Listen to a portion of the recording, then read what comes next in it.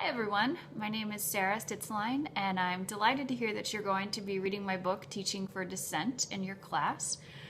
Just this past weekend, I was scrolling through Facebook and I kind of laughed out loud when I came across a picture of a little child, a toddler, holding up an image of a face painted or finger painted protest sign at an event somewhere in the United States. And I thought to myself, where was that picture when I was writing my book? I needed some good cover material. But certainly there's a lot of images that we've seen in recent years of children taking to the streets, of citizens taking to the streets.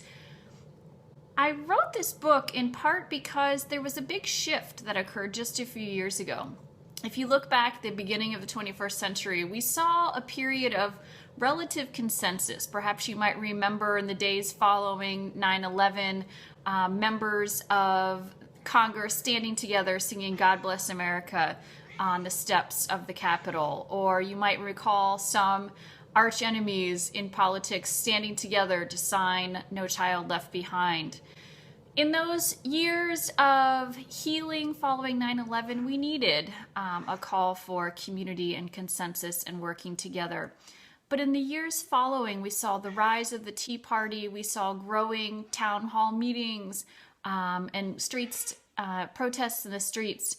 And I thought that this was really important and valuable shift that was happening, where citizens were trying to stand up for alternatives and call for change in the world.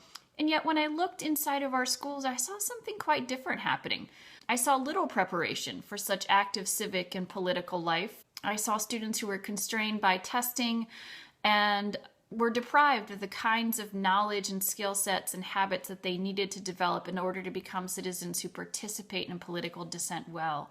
So I wrote this book in hopes of kind of filling that gap, giving us some information on how we might better prepare citizens for the world today. And I've been just delighted in recent months to see a widespread movement of students across the country stepping forward to speak out on their calls for school safety and revision of gun laws. And the reason I celebrate this is because I see students engaging in dissent in some pretty sophisticated, intelligent, and informed ways. And I think this is a great sign of improvement.